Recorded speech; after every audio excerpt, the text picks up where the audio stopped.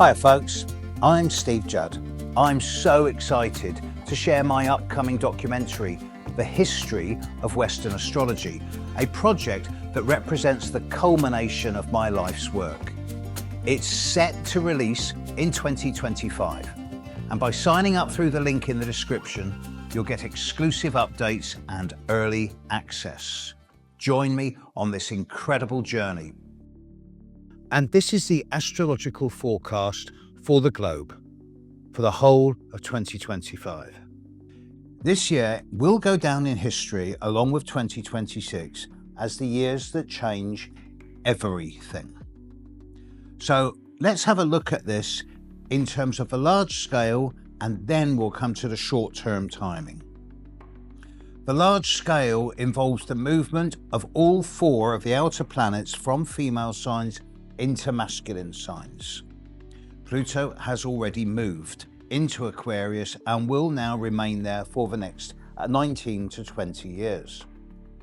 Neptune will move into Aries at the end of March, but will then retrograde back into Pisces around the third week of October.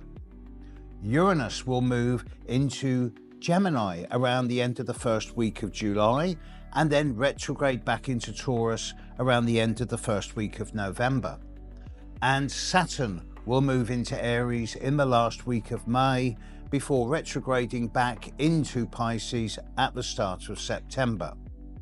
So there's going to be a concentrated period from the last week of May through to the first week of September, where all of the outer planets are going to be in their new signs.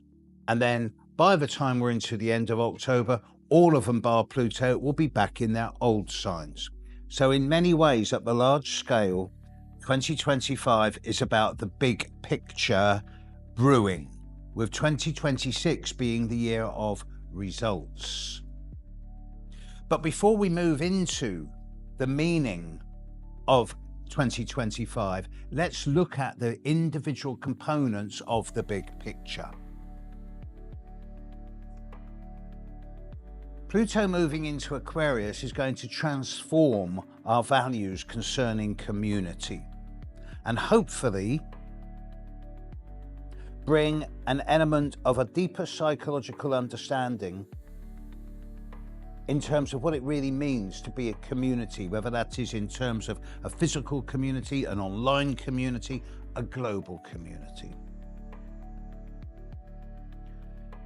Neptune is going to move into Aries, away from Pisces, the sign that it rules. And I think that on its own, Neptune in Aries is going to start dissolving the ideas of ego, individuality and identity within the construct of I want for me. Saturn is going to move from Pisces into Aries. Saturn is strongest in its opposite sign of Libra. So Saturn also moving into Aries is going to bring a lot of challenge around the structure of individuality and identity. And I suspect that one of the side effects of this is that over 2025 and 2026, we're going to see the cult of personality grow bigger and bigger before it implodes. Uranus is going to move into Gemini from Taurus. And this has to be seen as a positive move because Uranus deals with change and novelty and originality and futurism, although it can also bring chaos and disorder. And in Taurus, a fixed sign, it's been difficult to escape the entrenched values systems of the old. But with Uranus moving into Gemini, it's going to bring a new approach to the way we use our minds, our intellect, and our communication. But the movement of the outer planets into the new signs is only about 30% of the story. The real story is the fact that all four of these outer planets are going to be aspecting each other by conjunction, sextile, and trine. The difficult one is going to be that Saturn and Neptune are going to be conjuncting each other both at the very end of Pisces and the very start of Aries. And this will run from about March 2025 through to February 2026. Now, on a manifest level, every time there's a Saturn-Neptune conjunction, something happens in the world related to the communist paradigm, whether it's a Saturn-Neptune conjunction or opposition. The Marx Engels Manifesto was written at one of these times. The Bolshevik Revolution happened at this time. The Berlin Wall went up and the Berlin Wall came down. And it was the end of the communist empire in 1989 when the last Saturn-Neptune conjunction happened. So it's a pretty safe bet to say that over the coming couple of years, something's going to happen very big with the communist/socialist world, probably more with Russia than China, that suggests some type of significant downturn. And I do expect to see the end of the Russian Empire in some shape or form over the coming couple of years. You heard it here first. But take it out to the political. Saturn conjunct Neptune at the start of Aries. The negative side of this is going to bring a restriction on the notion of individuality and identity, and it's going to lead to a dissolving of a lot of the old standards by which individuals forge their own way forward. It's going to lead to a more totalitarian, corporate, and possibly dystopian way of managing the world. This is the negative side of this influence. The equally strong positive side of this, and I prefer to look at this, is that Neptune is going to dissolve a lot of the old Saturnine rigid structures and boundaries, and it's going to change a lot of the old structures from concrete and steel into rubber and elastic, suggesting that individually we're going to be able to start bending our individual rules without breaking them. Yet at the same time, Saturn is conjuncting Neptune, which suggests the ability to bring structure and order into the imagination. Fantasy stays between the ears, but the imagination can be created. And I suggest that with Neptune moving into Aries, the sign of oneself, and Saturn conjuncting Neptune, the ability for new art forms, new creative outpourings, new imaginal ways of representing the world, that we're heading into a cultural revolution of new art forms. The sextiles here are that Saturn and Neptune are both going to be sextiling Pluto. And whilst this doesn't become exact until 2026, it's already well in range now. And with Saturn sextiling Pluto from March 2025 onwards for the next year, this is going to lead to the opportunity for a great deal more solid structure and clarity of boundary in the way we manage our own psychology.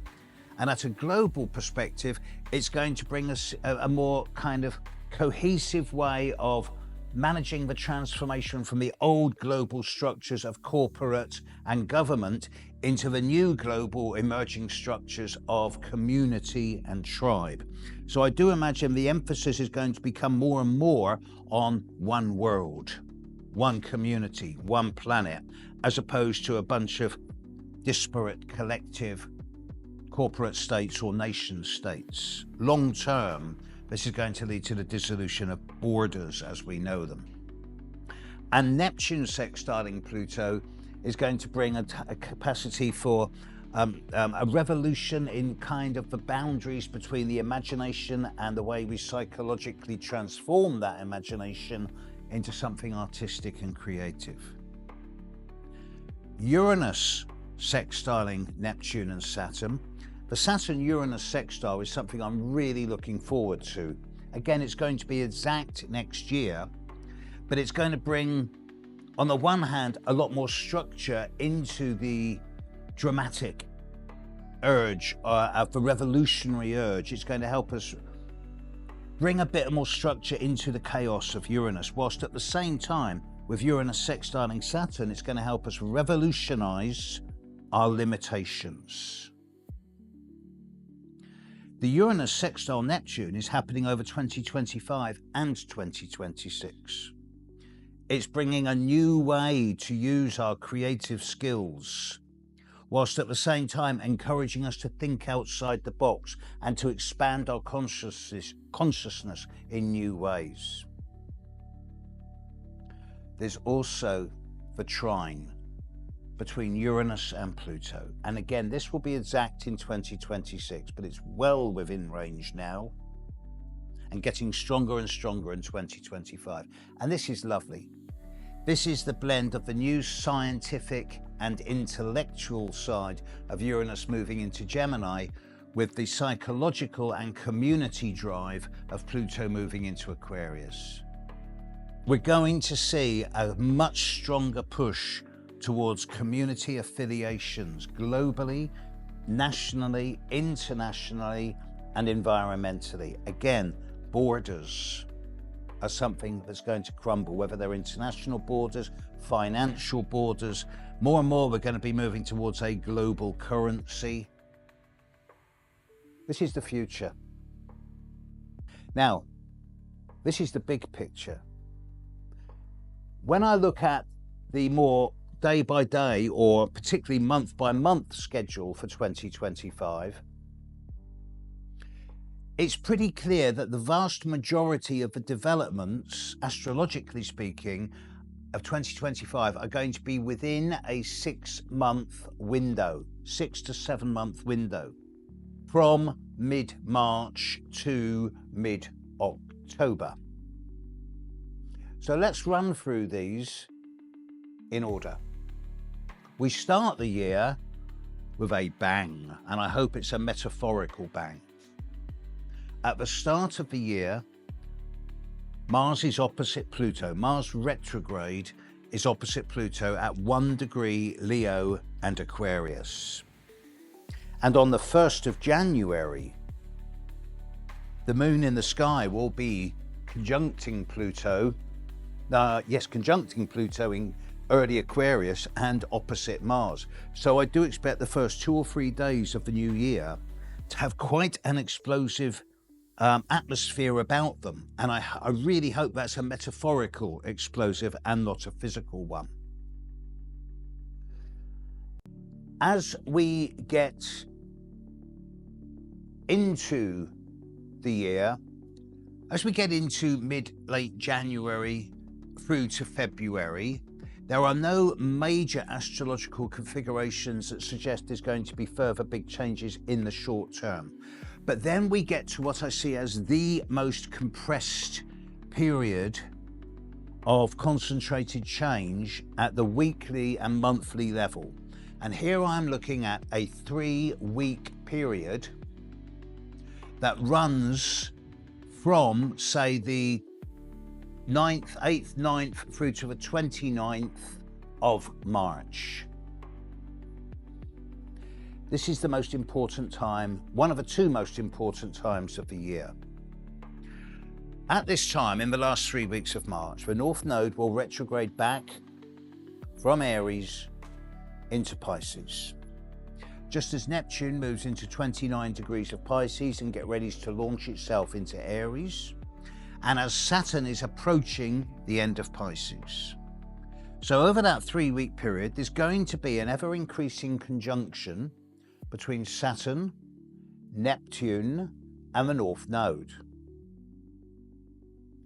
This is much more complicated by the fact that at that time, Mercury will be retrograde from early Aries backwards into late Pisces, and Venus will be going retrograde from early Aries back into late Pisces.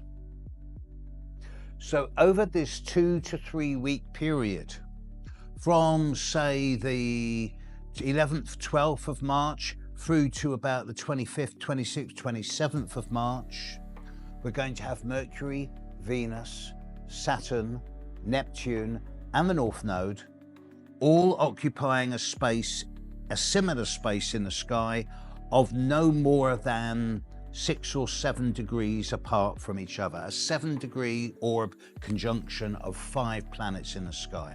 And if I were to pick a particular date that expresses this more than anything else, it would be the new moon in Aries on the 28th of March, which is a partial eclipse of the sun. At this time, we will have 7 planets within 10 degrees of each other. This is an incredibly strong conjunction. Never seen anything like it. There's not been anything like this since at least 1963. And because it's all happening at the end of Pisces, I suggest that this has a lot to do with environmental concerns, probably the oceans and the deep seas. But I do think there's going to be a great deal of dissolving happening around the world at the end of March. And there may well be a lot of people losing the plot at that time because everything that is important to them is slipping away through their fingers. It may be quite a challenging time for quite a lot of people. It will only last 2 to 3 weeks. Once we're into the end of March, start of April, Neptune has changed sign. It's into Aries. The whole new paradigm is beginning. There's a new world evolving. And then we fast forward through April and May, although it is worthy of note that Mars will oppose Pluto for the final time of its cycle.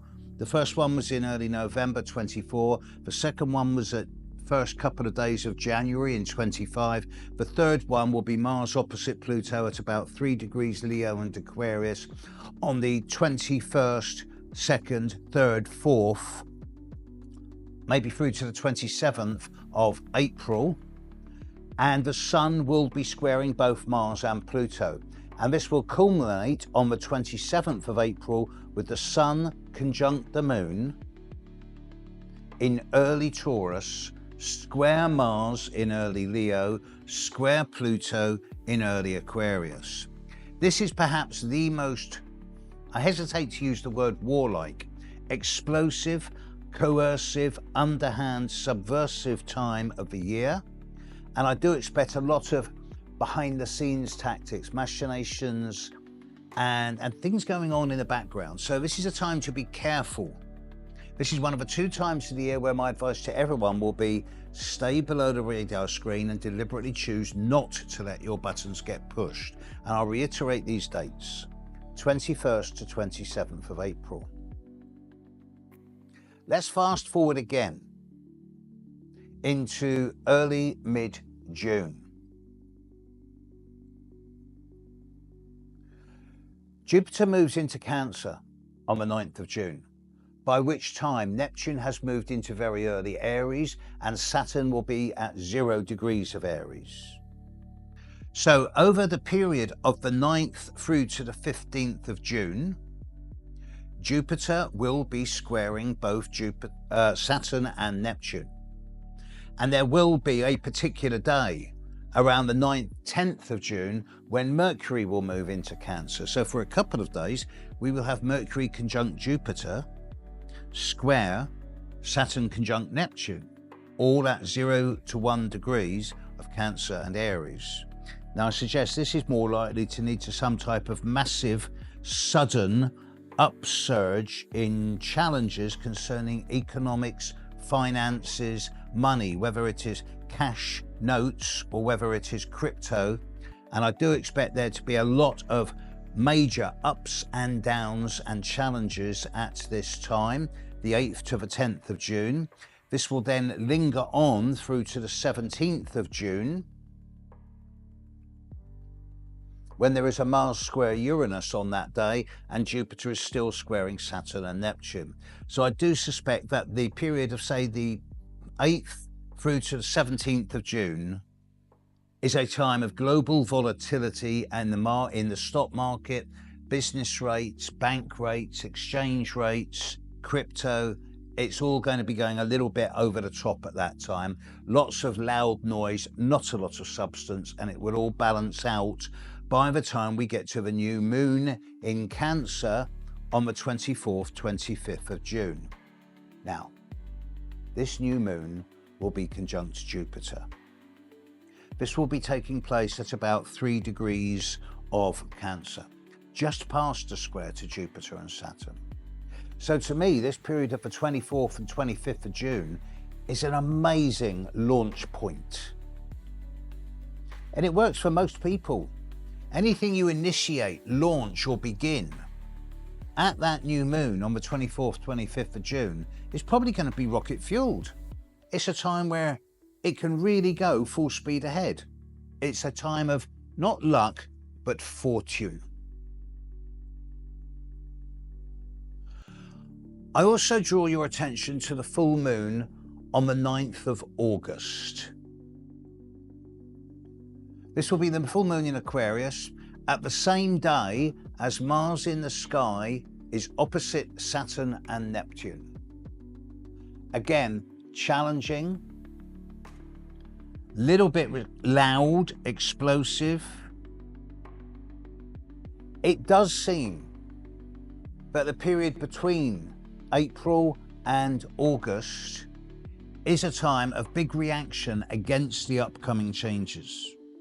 And it seems that there's going to be a large scale element of different groups of people and establishments trying to resist the changes of the future.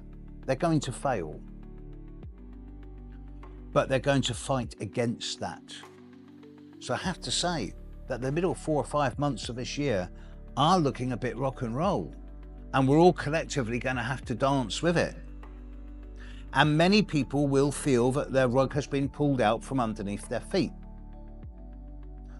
But for many of you watching this, you will already be at least aware of the astrological implications here. Remember that most people will be going, "Oh, astrology, you don't believe in that old rubbish, do you?"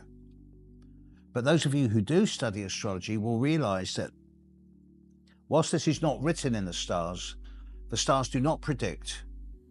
They forecast, yes, but not predict. And what they do is they give a good timing schedule. And it's pretty clear to me that by the time we're into the middle of August, 85% of the challenges of 2025 are over.